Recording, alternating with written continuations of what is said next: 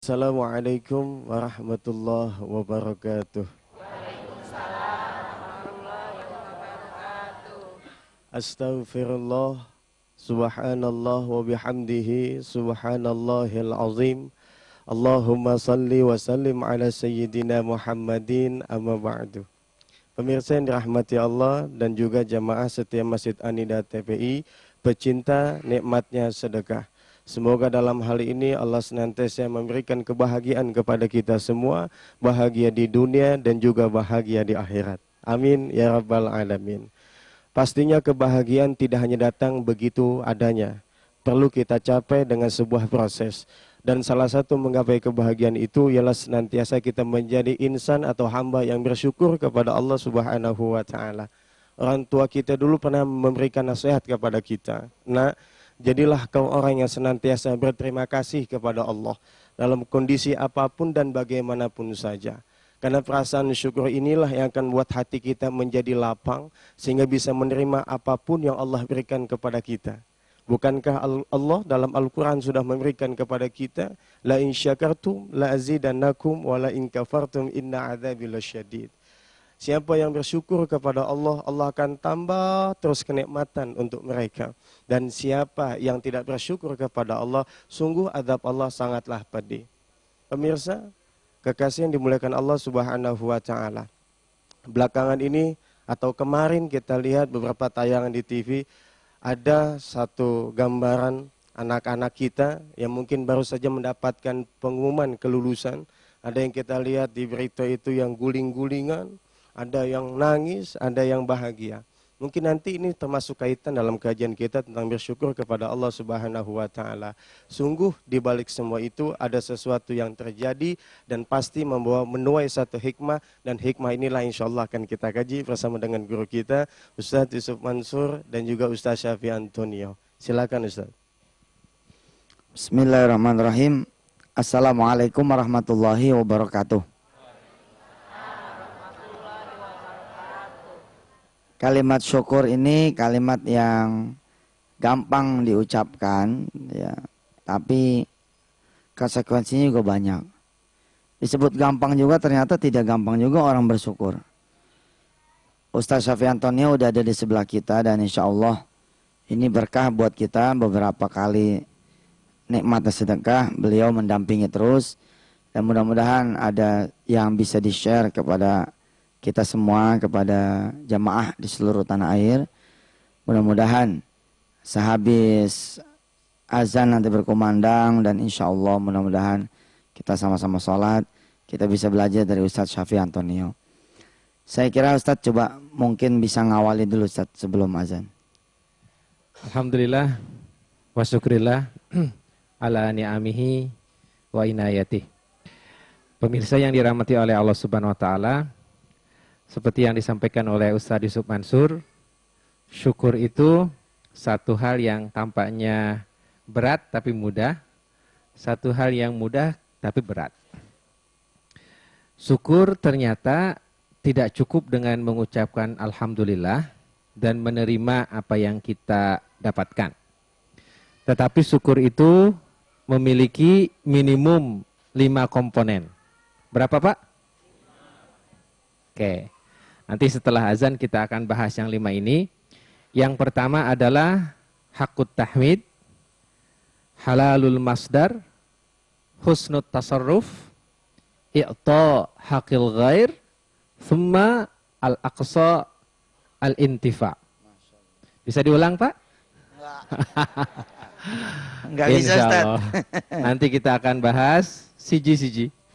Iya, satu-satu ya. Iya deh. Mudah-mudahan semua sudah dalam keadaan siap sholat. Terima kasih kepada komunitas Masjid BSD ya. Ada gerakan subuh berjamaah ya. Alhamdulillah, mudah-mudahan ini kita mendapatkan rahmat dari Allah Subhanahu wa taala.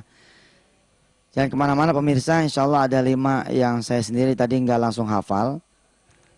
Dan tuh apa saja ya Ustadz Syafi'i lah yang nanti akan menjelaskan. Beliau ini subhanallah, walaupun mu'alaf ya, tapi mu'alafnya udah puluhan tahun ya, dan belajarnya nggak kayak kita. Kita belajarnya paling mentok di Kalideres ya. Beliau belajar di mana Ustaz? S3-nya Mas, S2-nya? S1 di Yordan sama Al Azhar, S2 di Malaysia, Tuh S3 dia di tuh. Australia. Tuh dia, kita S4 deh. Iya deh, kita azan dulu ya. Amin. Silakan siap-siap.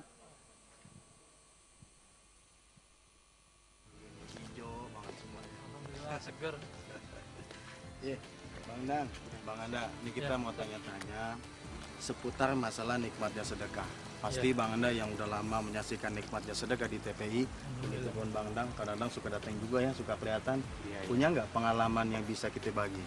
Pengalaman yang menarik, yang terinspirasi dari acara nikmat sedekah, sesuatu yang disampaikan oleh Ustaz Yusuf Mansur. Dari Bang Anda dulu deh. Ya ada Ustaz, karena sering mendengarkan tausiahnya Ustaz. Ada satu ayat ya, saya lupa ayatnya apa tuh. Yang Lah, ayat bisa lupa, bini lupa nggak? enggak, insya Allah enggak kalau gini sih.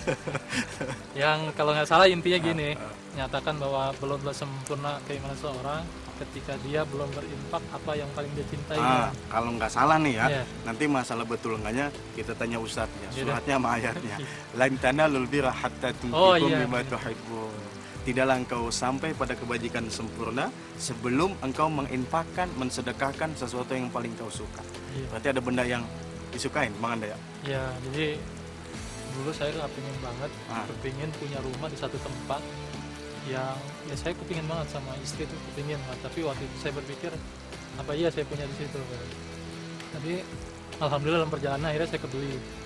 Ya bahkan 2 saya beli, 2 pintu, 2 rumah. 2 rumah. Oh, Alhamdulillah. Jadi ya ketika saya mendengar ayat itu, saya pikir tuh pulang dari TPI itu di jalan tol itu saya sama istri sama-sama bengong. Istri saya tanya bengong kenapa? Dia tanya lagi kamu bengong apa? Kagak ada bensin kali. Nah, jadi saya bilang kepikiran tadi tuh yang Ustadz ngomong tuh apa yang kita sedekahin ya. Nah, istri ngomong gimana keluar rumah. Saya juga pikir gitu dalam pikiran saya juga mikir gitu gimana keluar rumah. Ya udah kalau gitu. Dia katanya kita sedekahin rumah. Rumah sedekahin. Iya, Masih langsung. isi-isinya. Belum masih kosong. Berarti benar disedekahin tuh rumah. Sedekahin.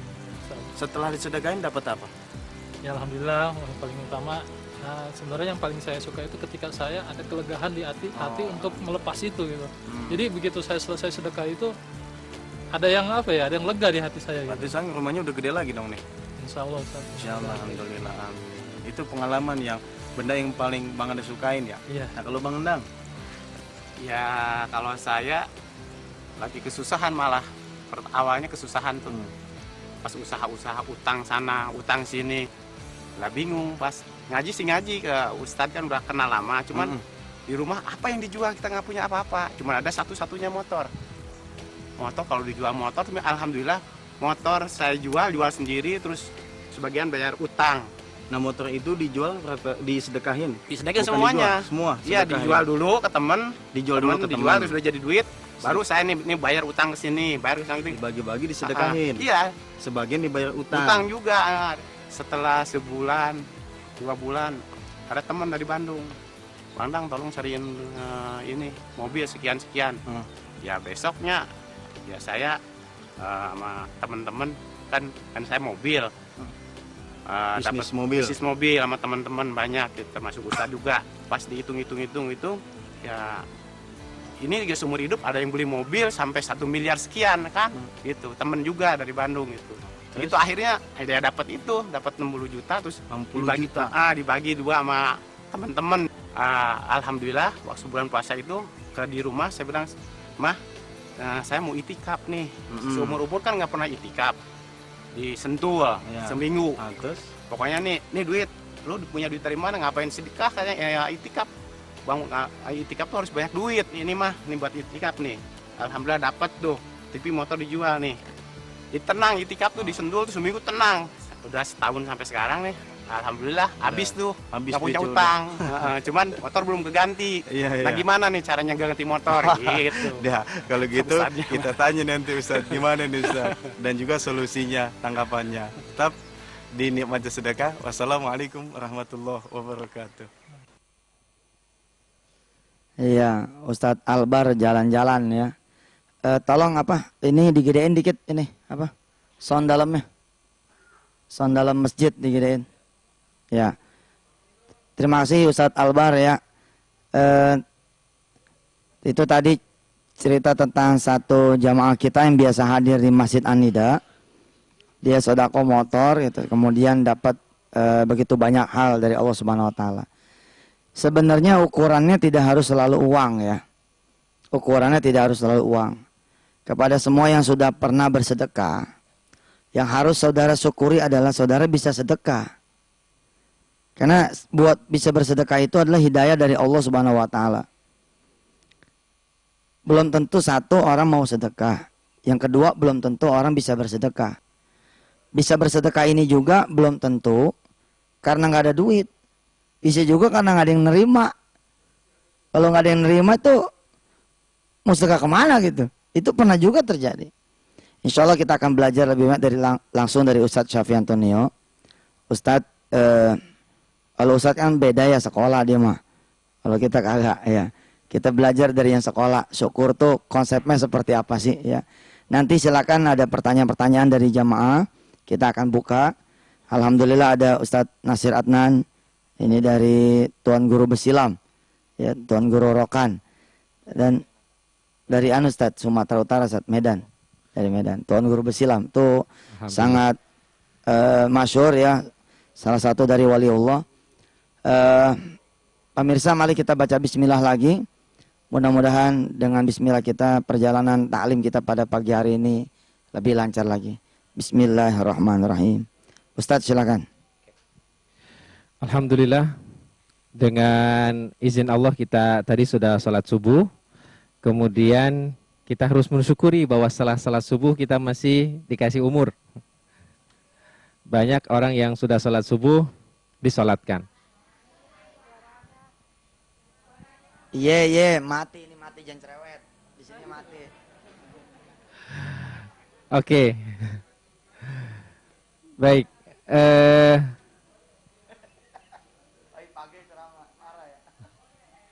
Kita harus bersyukur masih dikasih kesempatan ngedenger nggak pakai speaker.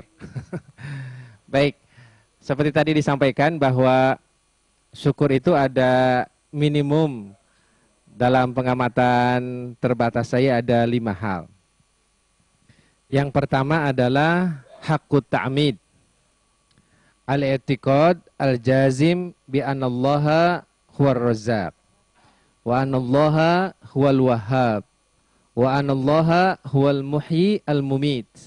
Wa anallaha huwal mu'ti kulla syai'. Wa anallaha huwal ladzi yuwaffir kulla hajatina.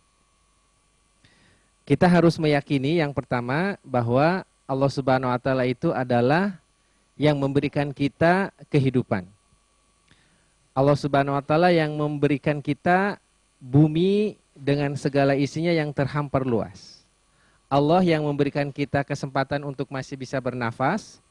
Allah memberikan kesempatan kita punya istri yang baik, punya suami yang setia, punya anak-anak yang begitu cantik, dan punya saudara. Punya guru, punya teman-teman, punya murid, bahkan beliaulah yang memberikan segala sesuatu sebelum kita pikirkan bagaimana mendapatkannya. Nah, ini yang pertama nanti akan kita dalami. Yang kedua, syukur mengharuskan halalul masdar. Bahwa syukur itu baru sah jikalau sumber pendapatannya itu halal. Jikalau kita infak, sedekah, tapi dapat korupsi, nggak sah tuh syukurnya. Adakah di Indonesia yang suka korupsi?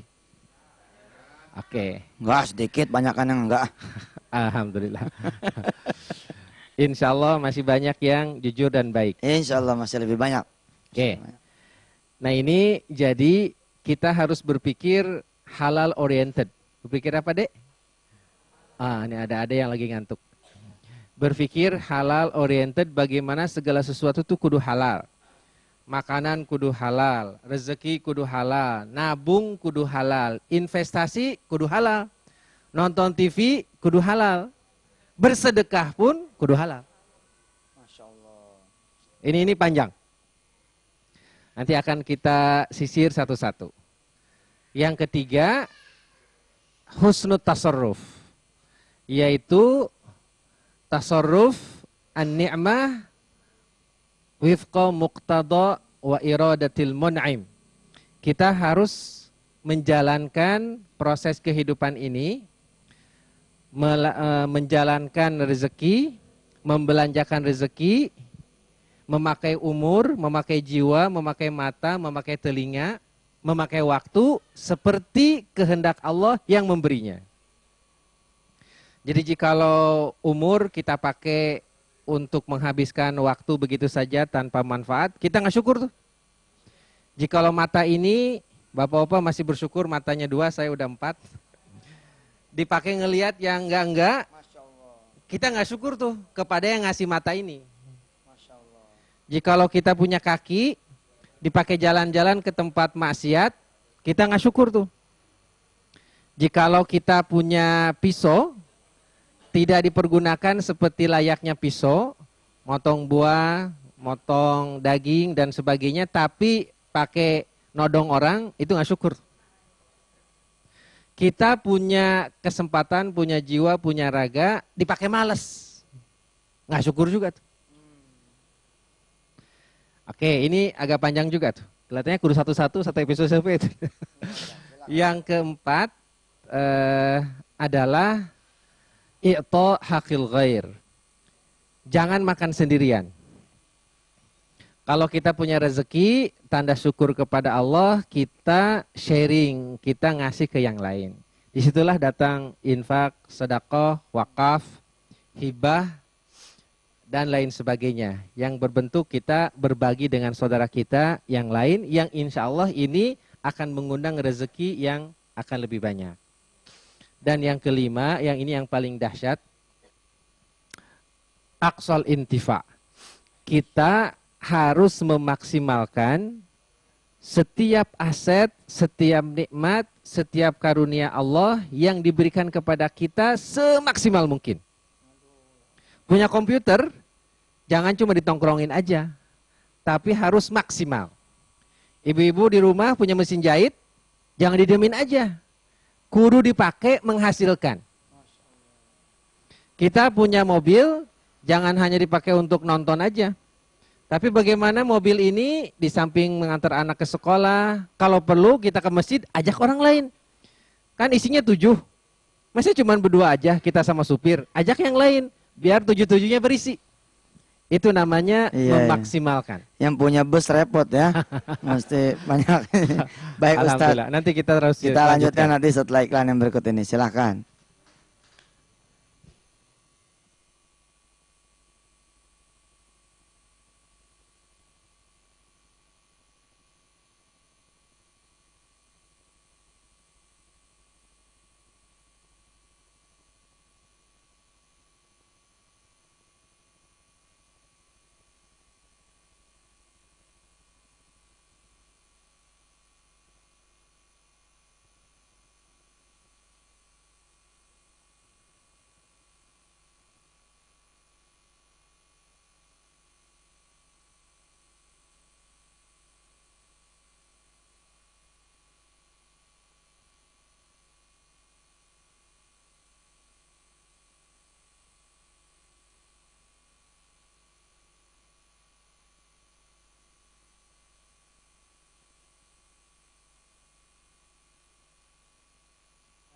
Ada sofa yang nggak pernah kita dudukin, gara-gara mungkin kita nggak tahu cara manfaatinnya. Ada sepeda mungkin yang cuma seminggu sekali kita makainya. Ada mobil mungkin, atau ada yang lain-lain yang barangkali masih belum maksimal dan kategorinya menjadi tidak bersyukur. Wow, saya mikir sendiri nih jadinya. Ada umur yang dipakai nyantai aja. Termasuk itu umur. Itu yang paling mahal. Termasuk umur dipakai nyantai. Karena yang lain bisa diganti. Tapi kalau umur itu nggak bisa dijual, nggak bisa diganti, nggak bisa disewain, nggak bisa dipindahin. Kalau sepeda rusak bisa diganti. Sofa, belel bisa diganti. Kalau umur nggak bisa. Umur itu nggak bisa diganti, nggak bisa beli. Umur tuh termasuk kategori yang syukur yang kelima tuh. Di antara yang kelima. Aqsal intifa itu termasuk juga Aqsal umur. intifa itu yang paling utamanya adalah umur. Karena misalnya Ya Ustadz Yusuf Allah. Mansur sibuk mengajar di sana sini, perlu waktu 1 jam lagi tambahan jadi 25 jam. Ada adik yang kelebihan waktu, tidur terus. Dia Ustadz nggak bisa beli dari beliau.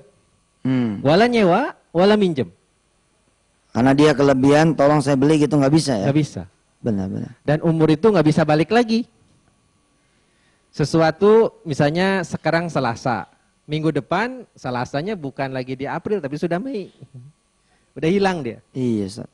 Tadi itu termasuk yang susah juga Ustaz, menggunakan pemberian Allah pada tempatnya. Ini kita masih juga belum bisa nih. Oke. Kita masih pakai kuping buat dengar yang bukan-bukan. Masih pakai mulut buat ngata yang bukan-bukan. Pakai hati dan pikiran yang bukan-bukan. Silakan Ustaz lanjutkan. Baik, mudah-mudahan kita, wabil khusus saya sendiri bisa belajar, kita semua bisa belajar lebih baik lagi insya Allah. Saya akan lanjutkan dengan yang nomor pertama supaya lebih dalam. Syukur kepada Allah Subhanahu Wa Taala itu bisa dikatakan bahwa mengucapkan alhamdulillah, mengucapkan terima kasih itu kita sudah bersyukur. Tapi ternyata terima kasih dan alhamdulillah itu merupakan tingkat syukur yang paling rendah. Yang paling awal. Setelahnya kita harus naik lagi. Tapi alhamdulillah itu sendiri jikalau sudah kita hayati dengan 5 komponen tadi bisa menjadi tingkat syukur yang sangat tinggi. Coba kita renungkan. Alhamdulillah. Alhamdulillah menurut ulama lughah segala puji, segala kemuliaan, segala jenis keunggulan lillah, milik Allah. Siapa Allah itu? Rabbul Alamin. Jadi Allah ketika mengatakan dirinya ini pemberi nikmat sama seperti seorang direktur. Untuk gambarannya, saya akan memberikan Anda beasiswa. Yang ngasih adalah Direktur BUMN. Yakin gak kita? Yakin. Anda insya Allah akan saya kirim ke luar negeri untuk kursus sampai pinter. Belajar sampai S1, S2, S3 yang ngomong gubernur. Yakin gak kita? Yakin. Anda insya Allah akan dibantu, pemuda ini yang ingin jauh dari perzinahan, saya bantu nikah Anda. Resepsinya, undangannya, cateringnya saya bantu. Yang ngomong bupati, yakin nggak? Termasuk nyariin istrinya gitu ya? Iya, termasuk itu. Nah, sekalian. yakin ya kita? Yakin, karena Yakin, yang ngomong itu Bapak Bupati. Nah sekarang, kata Allah, aku ini Rabbul Alamin. Yang punya bupati, yang punya gubernur, yang punya seluruh cadangan minyak di dunia, yang menguasai seluruh cadangan gas, seluruh alam, yang menguasai seluruh ikan di lautan, yang menguasai rezeki-rezeki yang kamu belum pernah kepikiran. Dan aku yang menggenggam langit, menggenggam bumi, dan menggenggam seluruh alam. Aku ini adalah Rabbul Alamin. Nah makanya ketika kita yakin bahwa yang ngasih rezeki kepada kita itu begitu kaya, kita nggak boleh putus asa. Jadi syukur itu salah satu implikasinya kita yakin bahwa rezeki kita itu sudah diatur oleh Allah. Ada pepatah mengatakan rezeki itu sudah diatur di langit, nggak bakalan ketuker. Nggak bakalan ketuker, nah cuman kita ini disuruh untuk memaksimalkan ikhtiar. Kita disuruh untuk memaksimalkan ikhtiar. Ada satu contoh yang luar biasa di sini. Kata Rasulullah SAW, "Lau tawakkaltum 'alallahi haqqa tawakkulihi la razaqakum kama yurzaqut thair." Masyaallah. Taghdu himasan wa taruhu bitonan. Seandainya Anda meyakini dengan seyakin-yakinnya bertawakal kepada Allah dalam mencari rezeki, dalam mencari karunia, niscaya akan diberi rezeki seperti burung diberi rezeki, pagi-pagi terbang dengan perut yang kosong, pulang kembali dengan perut yang penuh. Nah, di sini ada beberapa poin yang mudah-mudahan kita bisa belajar dari burung. Gimana burung itu belajar? Satu, burung itu tidak pernah bangun siang. Semua burung itu bangun pagi kecuali burung yang sakit atau burung masih kecil. Burung hantu di malam-malam, Ustaz. Oke. Maksudnya burung itu cergas. Cerdas, iya. Burung itu bangun pagi-pagi atau dia beroperasi pada malam sesuai dengan siklusnya. Kan kita ada satpam shift pagi, ada satpam shift malam kan? Nah, gitu sama aja. Ada karyawan TPI ini, ada sekarang berarti shift malam ini. Datangnya jam 2 ke sini. Itu burung hantu ya. Oke. Karyawan hantu. Karyawan hantu. Oke, itu jadi pergiliran aja. Menurut kita pagi, di Amerika kan malam ya. Di Amerika malam, di sini siang. Jadi sesungguhnya siang dan malam itu menurut perkiraan kita aja. Kata malaikat, emangnya gue pikirin dari sini ini gelap, dari sana terang. Subhanallah. Siang malam itu sendiri hanya pandangan kita yang di belahan bumi yang tidak kelihatan matahari itu jadi malam. Yang di sebelah sana ada matahari siang. Emangnya matahari hilang? Enggak kan? Ya jadi kalau kita keluar angkasa jadi astronot, bagi astronot itu nggak ada siang, nggak ada malam. Ya kan? Ya kalau kita keluar dari bumi sampai di luar orbit bumi, kemudian melihat bumi, yang di sebelah sini kena matahari siang, yang di sebelah sini kena malam. Kita sendiri waktunya apa? Siang atau malam? Belum pernah sih. Belum pernah. Iya. Seperti Belum Bapak pernah Ibu jadi astronot. dapat rezeki masuk ke Ka'bah. Bapak Ibu dapat rezeki masuk ke Ka'bah. Saya tanyain, kiblatnya kemana? Kalau kita masuk Ka'bah nih, ini Ka'bah nih ya, sebelah sini. Kita masuk ke dalamnya. Masuk ke dalamnya nih ya. Ini pintunya, kita masuk ke sini. Nah kiblat kita kemana? Ke sini, ke sini, ke sini, ke sini, kemana? Ke atas, ke bawah? Kemana aja? Nah itu sama, jadi siang dan malam itu hanya relativitas kita saja. Oke, kembali ke cerita burung. Burung itu pergi awal-awal. Nggak ada yang malas-malasan sampai jam 7, jam 8 masih tidur aja. Nanti juga datang ada yang ngasih sodakoh katanya. Oke, burung tidak pernah punya perasaan itu. Yang kedua, burung menghentakkan kakinya untuk bisa meninggalkan gravitasi bumi. Oke, Jumper gitu Ustaz ya. untuk bisa dia naik, dia harus menghentakkan kakinya. Kita juga untuk bisa menghapus kemalasan, kudu mandi dulu, kudu cergas dulu, olahraga dulu sedikit, supaya kita nggak malas. Yang ketiga, burung itu mengepakkan sayapnya sekeras mungkin, sekuat mungkin, agar dia bisa terbang. Jadi kita ketika mencari rezeki harus maksimal, jangan sampai kalah sama burung. Kemudian burung terbang. Oke, setelah commercial break ini akan kita lanjutkan. Iya, di belakang tuh. Iseng tuh. Saya masih kepengen belajar sama seperti ibu-ibu dan bapak-bapak semua yang ada di sini. Dan inilah keuntungan datang langsung. Datang langsung di Masjid An-Nida TPI ini, keuntungan adalah kita ada di majelis ilmu. Insya Allah malaikat-malaikat ada di sekitar kita mengepakkan sayapnya dan mencucurkan rahmatnya insya Allah. Tapi buat yang hadir di depan televisi masing-masing pun, insya Allah dapat barokahnya. Sama-sama insya Allah. Ustaz silakan Ustaz. Baik, tadi sudah sampai berapa? Bangun pagi, kemudian melepaskan gravitasi bumi, menghentakkan kakinya, kemudian dia mengepakkan sayap. Nah, kemudian dia terbang. Di sini yang luar biasa adalah kekuatan yakin kepada Allah ketika burung itu terbang. Dia tidak takut kehabisan udara. Dia tidak takut kehabisan angin. Allah, kalau gua terbang ini ada udaranya gak? Jangan-jangan saya terbang hampa udara langsung nyempluk. Burung itu yakin kalau dia terbang udaranya ada. Subhanallah.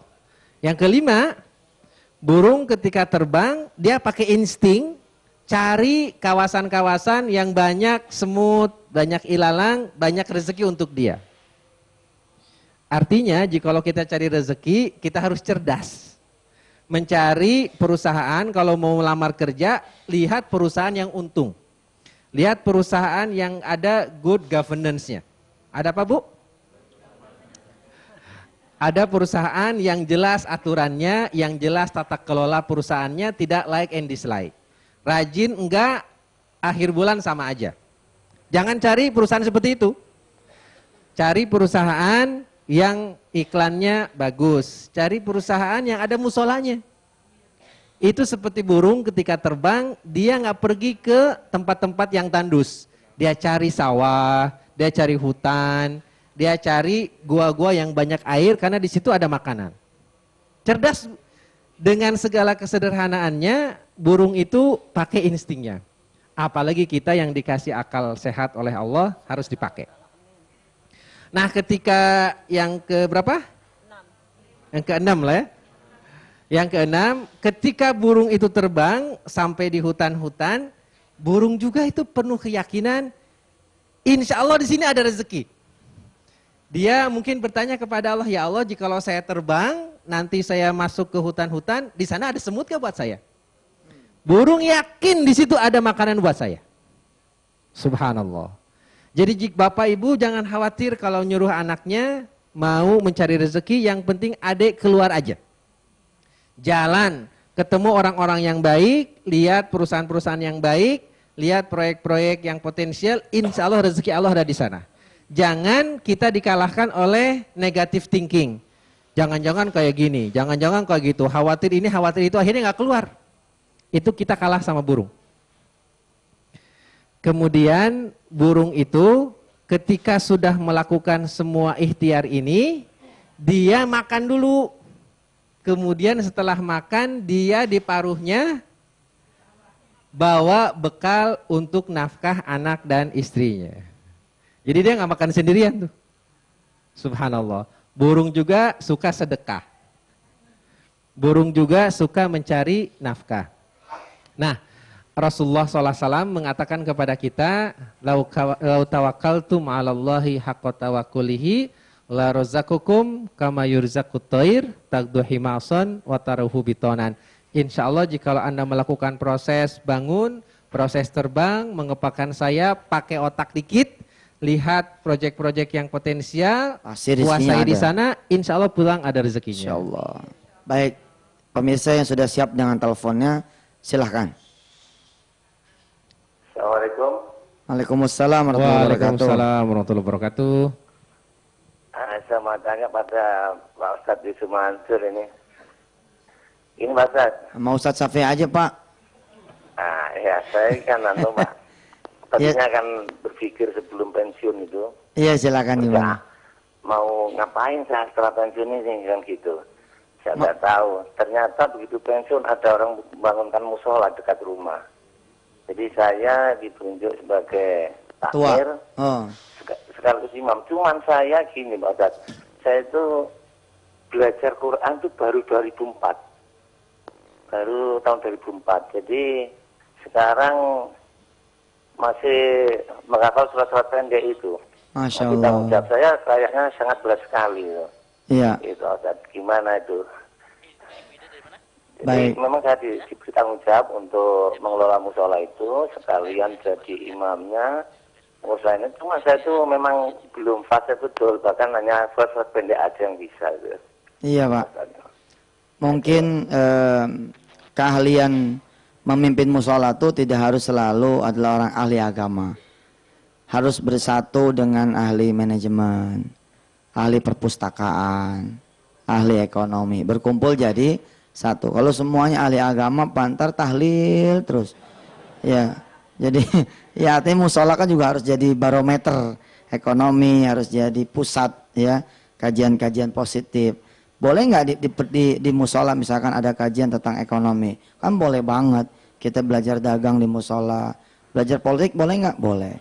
Ya nanti kita sambung terus ya. Silakan penelpon yang satu lagi silakan. Terima kasih Pak yang tadi ya. Assalamualaikum Ustaz. Waalaikumsalam Ibu. Iya, saya mau tanya dengan Ustaz Safei. Iya. Bagaimana caranya kita kaya akan syukur nikmat? Ya, terus untuk Ustadz Yusuf Mansur juga saya mau tanya, bagaimana cara mencari Tuhan yang hilang? Ya, karena saya udah tahu perjalanan Ustadz, Dan saya ingin Mencari Tuhan merasakan yang dan saya ingin menemukan itu, Ustaz. subhanallah. Ya, itu aja, Ustaz. Terima kasih. Assalamualaikum warahmatullahi wabarakatuh. Waalaikumsalam warahmatullahi wabarakatuh. Ya Ustaz, silakan. Baik, pertama saya ingin mendefinisikan kekayaan. Kekayaan itu ternyata bukan hanya uang saja. Kekayaan itu adalah aset yang Allah berikan kepada kita berupa keimanan. Bapak Ibu ketika beriman itu nilai kekayaannya lebih tinggi daripada dalam kekafiran. Kekayaan itu adalah sehat. Bapak Ibu jikalau masuk rumah sakit dioperasi jantung, bengek, asma, itu habis tuh depositonya. Kekayaan itu bisa berjalan dengan kaki yang tegap. Karena jikalau Bapak Ibu buntung karena kencing manis harus dipotong, karena kusta harus dipotong, biaya motongnya itu ratusan juta juga. Habis tuh sawahnya dijual. Kekayaan itu anak Bapak Ibu sehat, enggak kena narkoba. Karena jikalau kena narkoba, insya Allah seluruh kekayaan kita akan habis. Bahkan tidak ada artinya. Anak pertama yang laki-laki kena narkoba, adiknya yang perempuan, nauzubillah hamil di luar nikah. Itu sama dengan kita nggak punya harta sama sekali. Jadi dengan kita sehat, dengan kita punya keluarga yang baik-baik, dengan organ tubuh yang baik-baik, kita adalah kaya. Itu harus kita syukuri dulu tuh. Jadi ini kita harus dirubah sedikit mindsetnya. Yang kedua, bagaimana kita bisa mengoptimalkan dengan apa yang ada sekarang. Kita punya rumah, jangan dipakai semuanya, mungkin ada garasi, bisa jualan di situ. Kita punya mobil, jangan hanya dipakai untuk jalan-jalan aja, pakai untuk cari tambahan, yaitu nganterin tetangga, anak-anaknya ke sekolah, lumayan. Kita punya motor, tapi kita harus pergi ke kantor, kerjasama dengan tukang ojek. Kamu kan nggak punya motor, bisa nggak bagi hasil? Kamu ambil dari rumah pagi-pagi tuh sebelum saya ke kantor jam 7, nanti balikin jam maghrib. Berapa dapatnya bagi hasil. Itu kan bisa optimal juga. Punya mobil optimal, punya rumah optimal, punya ini optimal. Subhanallah. Kemudian jikalau tetangga kita ini, ibu-ibu nih yang ingin kaya, tetangga kita jualan uduk, uduknya bagus. Kita tawarin, Bu, bisa franchise nggak? Saya nggak bisa buat uduk seenak ibu. Tapi saya ada sedikit modal 10 juta, gimana kita buka cabang deket pasar sana? Subhanallah. Nanti ibu suruh staf ibu yang buka di sana. Saya pemodalnya, kemudian kita bagi hasil. Bapak-bapak yang jadi karyawan ingin kaya, salah satu caranya kudu nabung. Karena antara investasi dengan nabung itu setali 3 uang. Kita nggak bakalan pernah bisa investasi kalau nggak punya keahlian, kalau nggak punya modal. Modal kan bukan uang aja, keahlian juga modal. Nah, jikalau kita ingin berubah, misalnya pegawai negeri ingin kaya, jangan korupsi. Nabung aja lagi. Tapi supaya bisa nabung, kudu hemat. Ya, jadi ini ada rumusnya sedikit. Bahwa investasi itu adalah fungsi dari menabung. Menabung itu adalah akibat dari perubahan gaya hidup. Coba gimana rumusnya? Investasi adalah fungsi dari menabung. Menabung itu adalah akibat langsung dari perubahan gaya hidup. Jadi jikalau ibu-ibu korban gaya terus, ada pakaian baru beli, ada handphone baru beli, ada casingnya beli, ada anting-anting beli, insya Allah nggak bakal bisa nabung. Dijamin halal, nggak bakal bisa nabung. Ketika nggak bisa nabung, kita insya Allah nggak bakal bisa investasi. Ketika kita tidak bisa investasi, hari ini gini, 5 tahun lagi insya Allah kayak gini juga. Nah, jikalau kita ingin berubah keadaan ekonominya menjadi lebih baik, kita harus merubah pola hidup kita. Nah, saya kasih rumus yang bisa dilakukan hari ini juga tanpa ada income tambahan. Ini mau break belum? Belum ya? Yang pertama, bagi bapak-bapak yang masih merokok, bertobat kepada Allah Subhanahu wa taala, tabung duit rokoknya. Kalau kita ngerokok sehari bisa 10.000, bisa 15.000, bahkan kalau rokoknya mahal 20.000 sehari. 20.000 kali 30 berapa? 600.000. 600.000 kali setahun berapa? 7.200.000. Itu sudah bisa punya cabang bakso. Bener kan? Justru gara-gara dibuka bakso Ustaz bisa ngerokok. Oke. Ya sudah. Kalau perbedaan tentang rokok haram sama halal saya tidak mau masuk. Dulu katanya rokok itu haram. Dulu ya. Dulu haram. Sekarang haram sekali. Karena kita tambah paceklik, tambah susah. Oke. Jadi bapak-bapak yang masih dicoba oleh Allah merokok, berusaha bergaul dengan orang-orang yang tidak merokok. Tambah puasa. Senin, Kemis, Senin, Kemis, Senin, Kemis. Mudah-mudahan puasa Daud, insya Allah rokoknya kurang tuh. Oke, yang pertama. Yang kedua, rumus untuk cepat kaya. Bapak Ibu kalau ke kantor, bekal makanan dari rumah.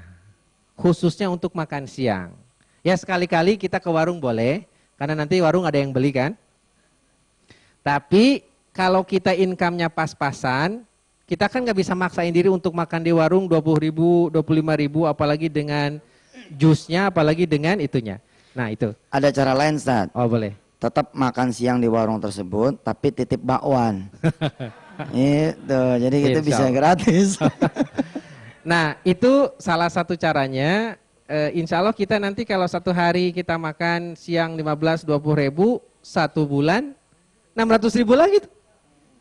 Subhanallah. Jadi kalau tadi 7.200.000, sekarang 7.200.000, hampir 14.400.000. Katakan 15 juta. Subhanallah. Jadi kita bisa melakukan investasi dengan 15 juta tiap tahun. Itu kalau suami aja. Tuh, kalau bisa dengan umroh, ya. istri, kalau dengan istri 30 juta. Ini tanpa ada income tambahan ya.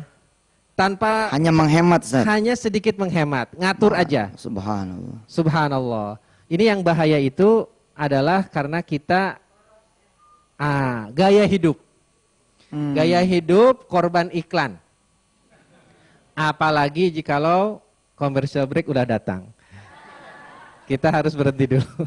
Iya dah, syukur alhamdulillah. Silakan yang iklan mau lewat dah. Tadi ada pertanyaan tentang bagaimana sih mencari Tuhan yang hilang. Itu judul buku saya yang pertama, Mencari Tuhan yang Hilang. Sebenarnya itu judulnya panjang. Mencari Tuhan yang hilang dari diri sendiri. Sebenarnya mah Tuhan pasti nggak pernah hilang. Tapi kita yang kehilangan Tuhan, kita yang kehilangan Allah. Jadi nyarinya kemana? Nyari ke dalam. Tapi memang banyak orang-orang belajar tentang Allah gitu ya. Salah satu babnya bisa juga dari bab bersyukur. Baru saja semalam saya nulis satu cerita dari lingkungan jamaah. Saya sampaikan ke istri saya. Hari ini istri saya ikut tuh. Cuma nggak tahu duduknya di mana. Mana? Istri saya mana? Mana tuh dia?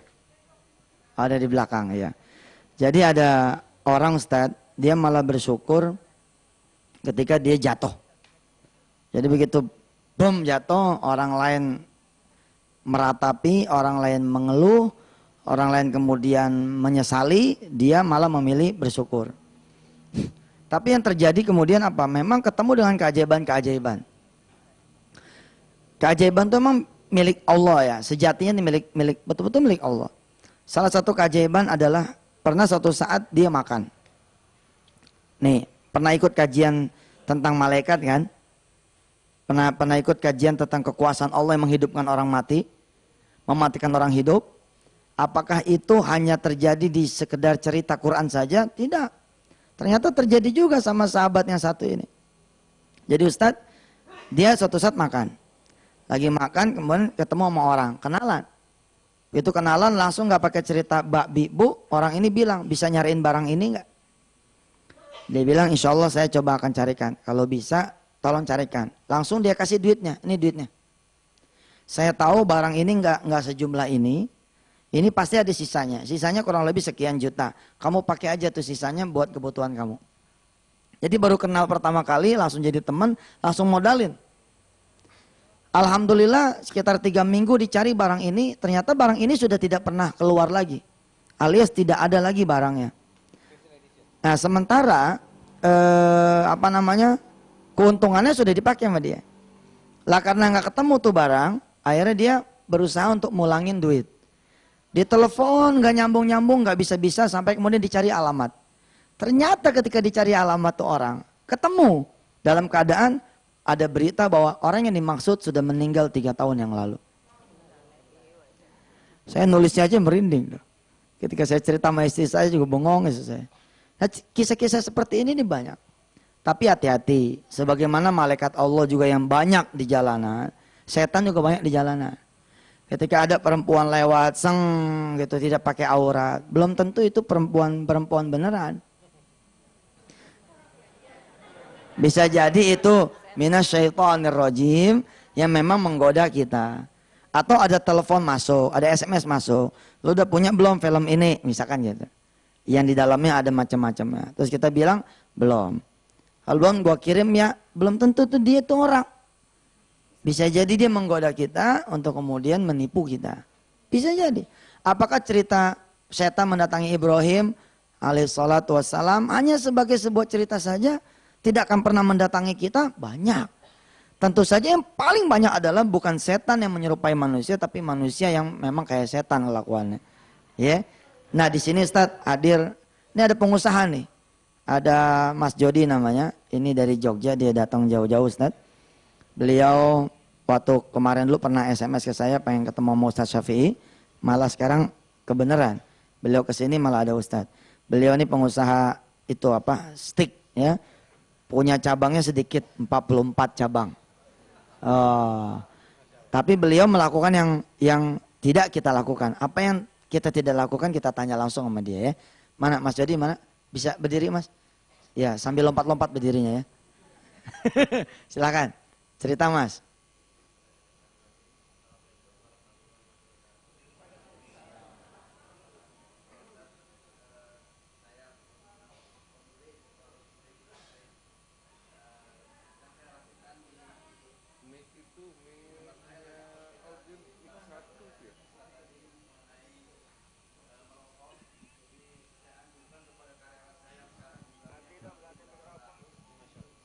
...800 orang karyawan. 700 dari 800 karyawan merokok. Masya Allah. Ya Ustaz, kalau misalnya... Jadi kayak corobong asap dong. Kalau misalnya satu karyawan itu 200.000 per bulan, jadi kali 700 itu kurang lebih 21 juta per bulan dari uang ngerokok karyawan. Kemudian saya anjurkan kepada seluruh karyawan saya, misalnya dalam tahun ini semua karyawan berhenti merokok, kira-kira bagaimana? Akhirnya dari jajaran atas dulu kita coba, alhamdulillah mereka bisa. Jadi yang dari SD mereka merokok, dari SMP merokok itu ada, mereka juga bisa berhenti juga alhamdulillah. Dan akhirnya pada tahun ini juga kita terapkan kepada seluruh karyawan untuk bisa berhenti merokok. Dan uang itu akhirnya kita ajak kepada karyawan untuk membuat rumah tafid ya Ustaz. Jadi kita punya rumah tafid Warung Group yang uangnya itu dari uangnya karyawan kita berhenti merokok.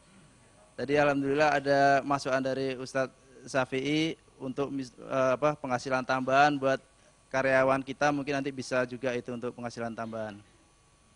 Kemudian pada hari ini juga kita Warung Group mengadakan sedekah nasional.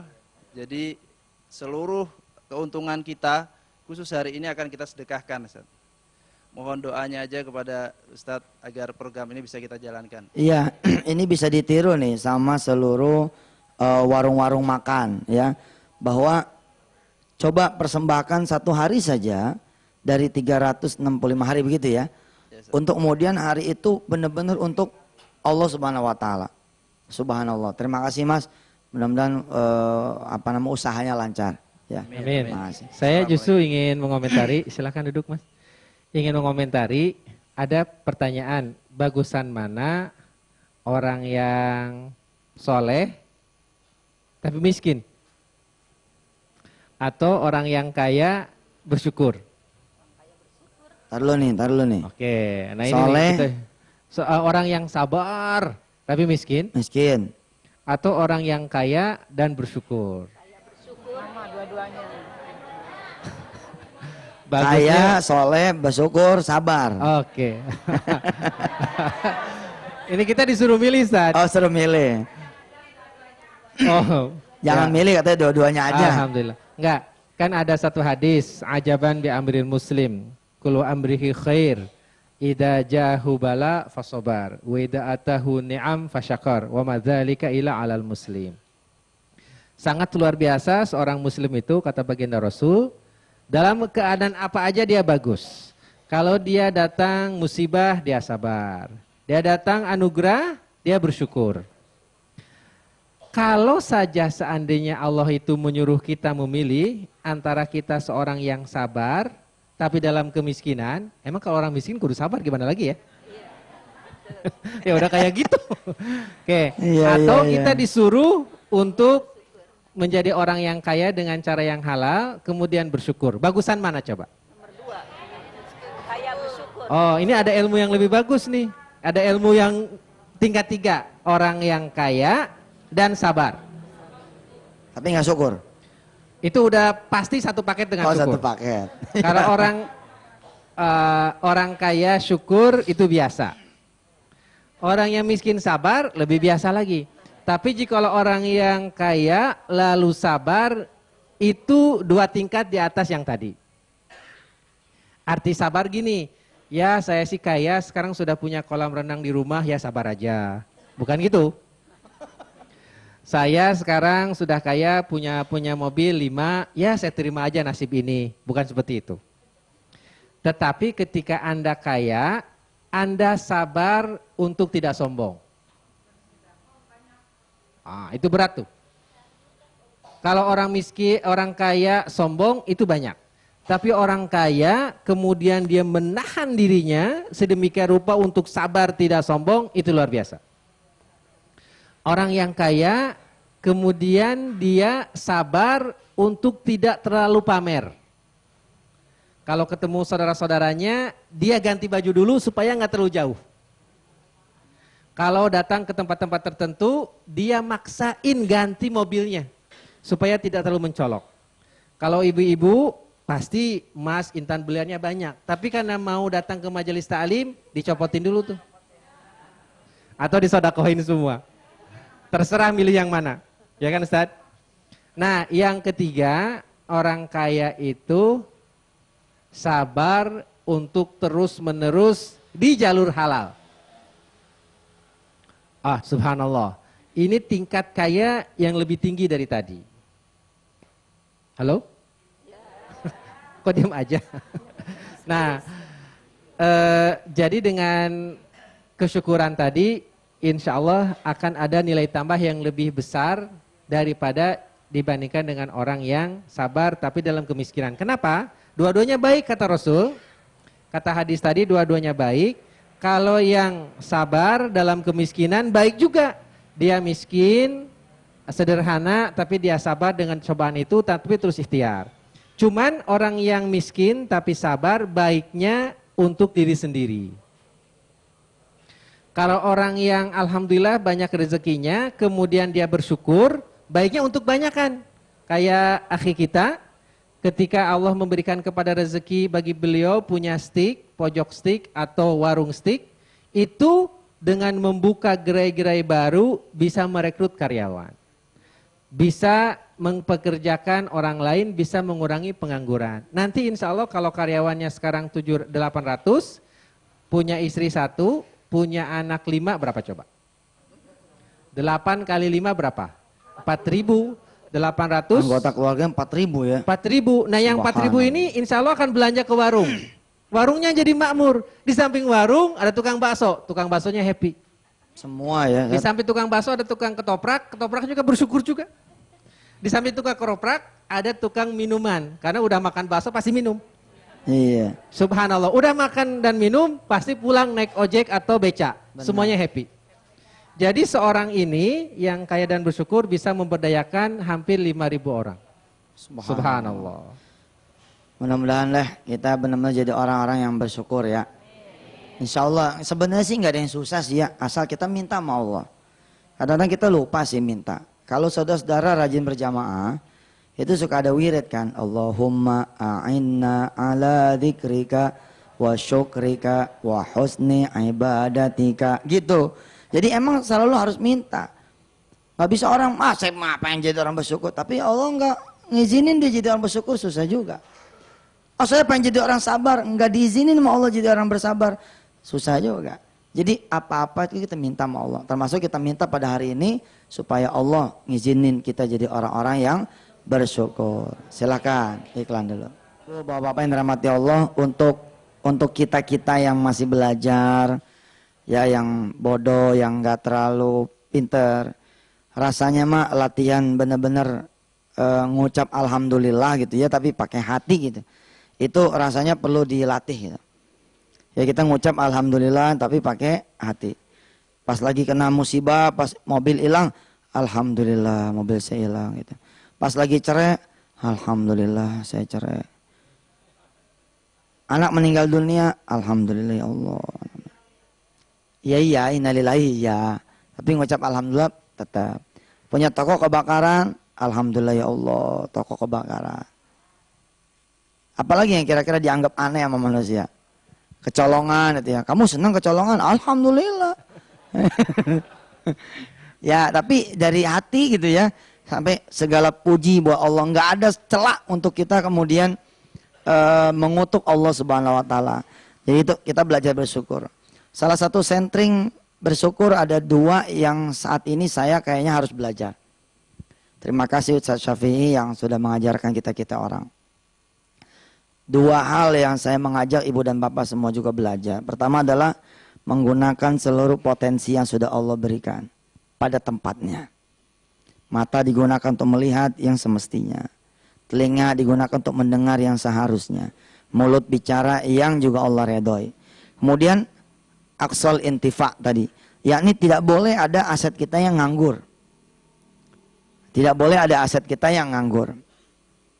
Saya Ustadz, insya Allah ini dengan Mas Jody ini warung steak, kita ada mau mendukung Indonesia menghafal.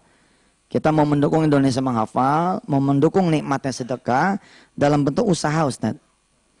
Kita lewat jalur amal soleh sudah, kita bikin rumah tahfiz. Kita bikin juga Ustadz MDN, itu jalur sosialnya.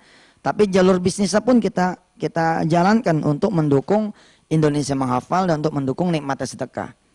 Kita insya Allah meluncurkan yang namanya outlet Ustadz. Outlet ini sebenarnya mengambil peran toko buku, mengambil sedikit peran dari toko-toko kaset dan DVD untuk dijelmakan di warung-warung kecil atau di rumah-rumah milik para pemirsa yang ada di rumah masing-masing. Jadi selama ini kan kalau beli buku saya di mana coba? Di toko buku kan? Kenapa sih nggak situ aja yang dagang buku gitu? Tapi ada syaratnya. Syaratnya apa? Untuk menjadi agen buku, Boya ikutan jadi santrinya rumah tahfiz, menjadi santrinya tahfiz. Dia harus ngapal Quran. Ustadz, saya pengen jualan CD-nya Ustadz Safi Antonio, pengen jualan CD-nya Ustadz Yusuf Mansur, yang Tabarok, yang Yasin, yang Waqiah, boleh. Tapi ada syaratnya. Apa syaratnya? Tolong ikutan ngapal Quran. Nah, kayak gitu-gitu Ustadz. Ini untuk memanfaatkan jadi Indonesia menghafal ini kan harus ada ruhnya. Kita pengen juga mengundang tukang-tukang bakso, warung-warung pecel lele dan pokoknya yang di pinggir jalan tuh untuk menjadi warung tahfiz. Bagaimana misalkan dia memberikan hadiah buat orang-orang yang hafal 30 juz, memberi hadiah buat orang-orang yang sudah hafal 1 juz. Tukang-tukang es kelapa misalkan bolehlah sekali-kali nanya, hafal surah Abarok enggak? Kalau hafal insya Allah ini es kelapanya gratis. Iya, siapa tahu gitu. Ini ajakan, ini ajakan. Tapi kita ada yang kita jual itu. Jualnya ada CD segala macam. Atau tukang baksonya ditanya, "Mas, hafal Tabarok gak?" Kalau hafal diborong. Hafal diborong atau 2 mangkok dibayar 3 gitu. Iya. Ya intinya gitu. Kita insya Allah ini juga masih merupakan satu hal yang masih dikonsep. Tapi kira-kira kalau ini menjadi milik kita bersama, kayaknya bagus. Jadi ada gerakan sosialnya, ada gerakan kemudian yang bisnisnya. Tapi bisnisnya ini harus kita ingat, kita kembalikan lagi kepada Allah Subhanahu wa ta'ala. Bukan sekedar jual buku, bukan sekedar jual CD, bukan sekedar jual souvenir, tapi kita menjual apa? Menjual syiar-syiar Islamnya. Bukan menjual buat kita, tapi mendagangkan untuk Allah Subhanahu wa ta'ala. Insya Allah sih mudah-mudahan saya bisa kita kawinkan dengan Indonesia Menghafal. Kita bisa kawinkan dengan nikmatnya sedekah. Mudah-mudahan akan ada banyak outlet-outlet gitu ya. Indonesia Menghafal yang merupakan turunan dari rumah tahfiz. Sehingga kita punya outlet tahfiz. Yang outlet itu bukan cuma kita mendorong manusia untuk menghafal Quran. Tapi mendorong manusia untuk bergerak ekonominya. Di garasi mobil boleh? Di garasi mobil boleh, Ustaz. Baik, kita berdoa kepada Allah Subhanahu wa ta'ala. Doanya singkat saja. Allahumma ja'alna minasyakirin. Allahumma ja'alna minasyakirin. Allahumma ja'alna minasyakirin. Ya Allah, jadikan kami semua orang-orang yang bersyukur kepadamu ya Allah. Di dalam setiap keadaan pun, mudah-mudahan kami bisa menjadi orang-orang yang bersyukur. Alhamdulillahi rabbil alamin. Pemirsa yang dirahmati Allah, insya Allah kita akan ketemu lagi besok, hari Rabu. Semoga Allah menjangin umur kita dan memberikan kita kesehatan. Terima kasih banyak buat yang sudah menyempatkan hadir langsung di Masjid An-Nida TP ini. Terima kasih juga buat pemirsa yang ada di rumah masing-masing. Insya Allah kita akan ketemu lagi hari Rabu dan hari Minggu di Indonesia Menghafal. Hari Minggu besok tempatnya di Masjid Bilimun. Ya. Di mana tuh? Kalimalang ya. Ya, di Masjid Bilimun ya. Informasi sedetailnya insya Allah besok hari Rabu. Saya juga minta doa untuk Syekh Ali. Syekh Ali yang sedianya hari ini datang. Tapi beliau dikaruniai sakit ya? Penyakit ya. Jadi kita doakan mudah-mudahan Syekh Ali besok bisa hadir bersama kita. Amin. Dan kemudian hari Minggu bisa menemani kita lagi di Indonesia Menghafal. Saya masih punya hutang 4 pembahasan lagi. Mudah-mudahan ada rezeki ya. Amin. Ustadz bisa ada datang rezeki terus untuk bisa ngelanjutin yang kedua, ketiga, keempat, dan kelima. Baik, terima kasih. Mari kita sama-sama tutup dengan baca hamdalah. Alhamdulillahi rabbil alamin.